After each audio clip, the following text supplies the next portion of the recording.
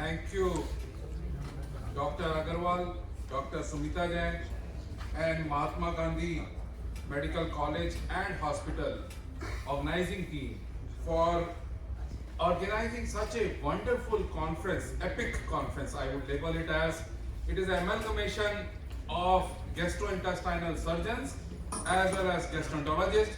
So it was an excellent experience to be with you all yesterday also, and today also we are enjoying every bit of it. Today, Dr. Sumit Shah had requested me to give just 5 minutes presentation on IPOM Plus for umbilical hernia repair.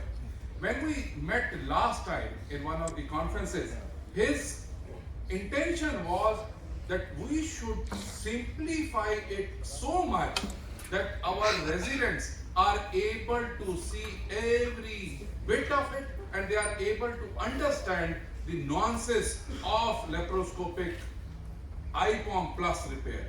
So what I did was that I gave over yesterday only this hernia, simple hernia of 2 centimeters umbilical hernia, and then I edited on the way. Now you see that as we take this patient, we go in with the venous needle from the palmer's point, and then with the help of OptiView at the palmer's point, we go in layer by layer, skin, subcutaneous tissue, anterior, then external oblique, internal oblique, transverse abdominis, peritoneum, and then we are in.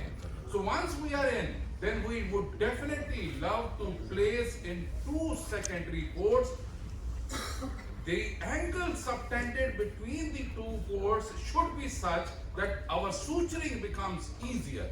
So we have to place that the instruments are in such an angle that ultimately it is 90 degrees. And once we place one in the epigastric region, and that is 5mm, and one on the left side, we are standing on the left side of the patient. Just for simplified, we have to spend lot of time in complex cases also on adenolysis, but in this situation, yes, adenolysis was the easiest job to be done. But again and again, the lesson which we have learned in last few 3-4 decades is that we should take out the sac. If we are able to take out the sac, the seroma incidence is definitely less. And we should always close the defect. And if it is, for example, 6 centimeters defect, 7 centimeters defect, we do the IPOM Plus. But again and again, thoughts are that it should be non-absorbable suture, and Startafix has definitely helped us. For barbed sutures have definitely helped us. Either we take Startafix if it is a long suture, bi-armed, bidirectional suture, which is again Prolene suture, and we start from midpoint to the one corner, and with the other needle we go to the other corner. But in such a small defect, we have taken 15 centimeter barbed Prolene suture so that we are able to repair the hernia on the roof.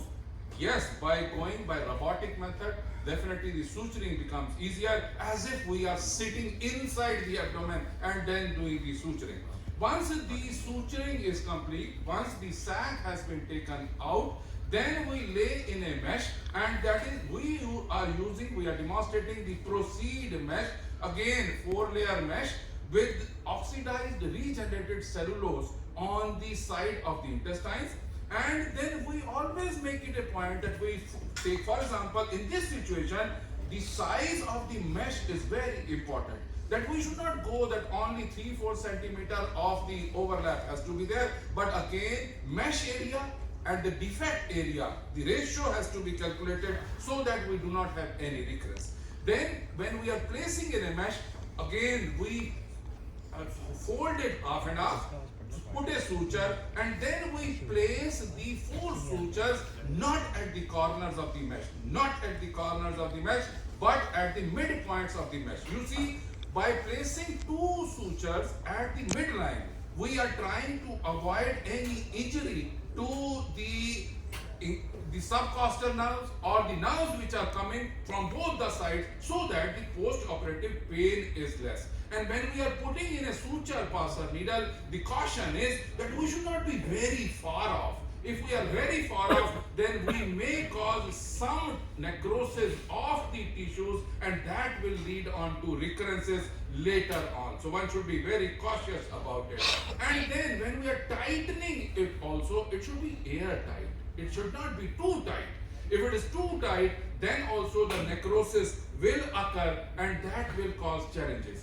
And once we have completed the four corner suture fixation, and or we are making sutures on 3 places, and then we are tacking the mesh as you had seen, and tacks should not be very far off or very outside the mesh limit. Means it should be approximately 1 centimeter medial to the margin of the mesh, so that the intestines also do not go in between the mesh and the anterior abdominal wall, and then the mesh definitely is going to shrink later on. So that kind of discount should be given, so that when we are putting in the tags, that should remain at the same place. Mesh should also remain at the same place. One.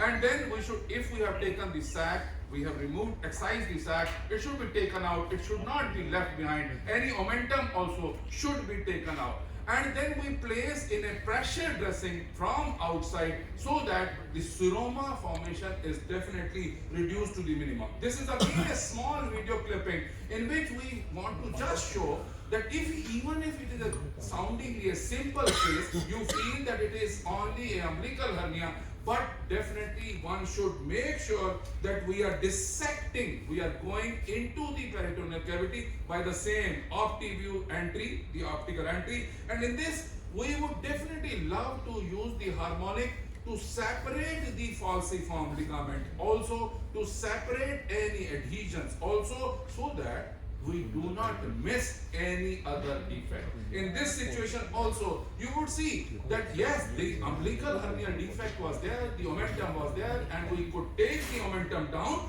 but as we were cutting onto the falciform ligament, and we found that there was another hernia, supraumbilical hernia also placed, and with the help of bi-arm suture, the starter fix suture, we have closed the defect, and once we close the defect, the situation remains the same, that we place in a proceed mesh. When we are pushing in the proceed mesh also, make sure that we are making the intestinal portion should not have the rough surface, should have the smooth surface of oxidized regenerated cellulose, then only the adhesion formation will not be there. So this is a simplified version of IPOM. Plus, again and again, I am reiterating that please do not over tighten the sutures.